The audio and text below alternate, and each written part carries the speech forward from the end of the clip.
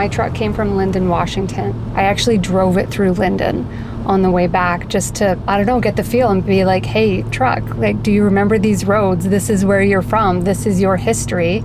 And now I get to be the caretaker of this vehicle until, you know, it's time for somebody else to continue on its legacy.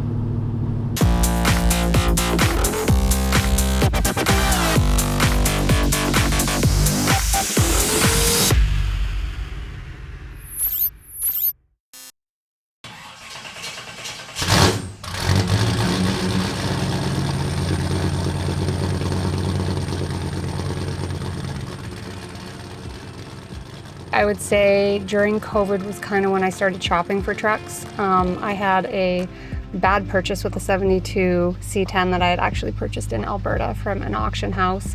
That was a big lesson that I learned, ended up returning it.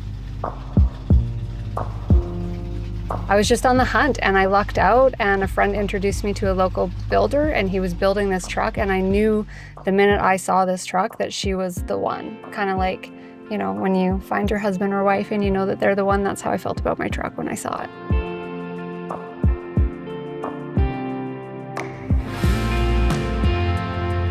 So I wouldn't really say that I was raised as a car person. I think where my love of these vehicles comes from is that my mom and dad have always taught me to respect history, and they've always taught me a lot about history. I can remember doing trips as a kid and going to mining towns.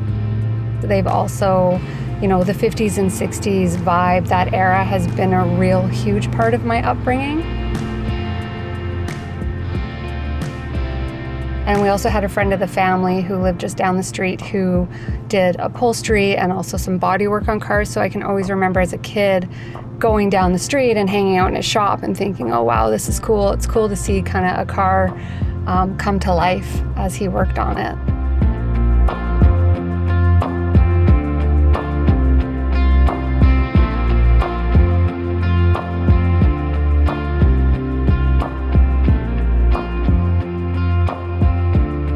MaiZy has a 355 small block with AFR 195cc heads. I also am running their air intake manifold.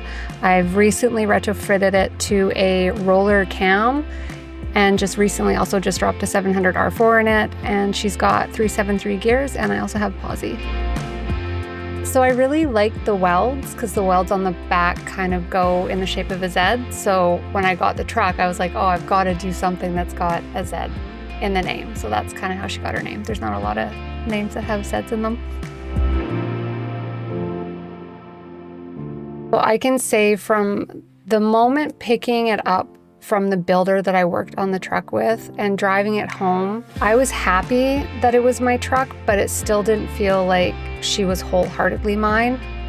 So when we ended up having to pull the motor out of the truck and essentially rebuilding everything under the hood, taking part in that and learning about my truck, learning how everything works, learning how to put things together, the pride of starting this truck back up and knowing that I did the work was something else. And it's just given me so much pride to know that, you know, I'm partaking in resurrecting the history of this truck.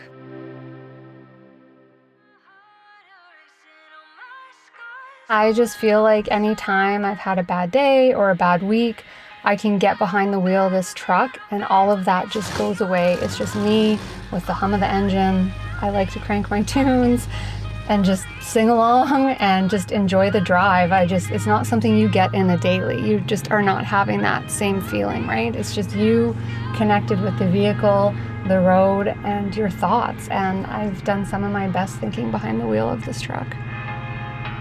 I would love to know who had this truck and the stories behind this wheel and all the problems being behind this windshield solved for somebody, because I know it's really resolved a lot for me. How she feels to me today is actually like literally part of my soul. Like this truck to me feels like she's part of me, and I cannot imagine my life without this truck. She brings me so much joy. You know, every time I get behind the wheel, it's like when you first fall in love and you have all those butterflies. That has not failed me yet. I have not fallen out of love with my truck to date. It just grows more and more. I am better than I've been whenever you're around.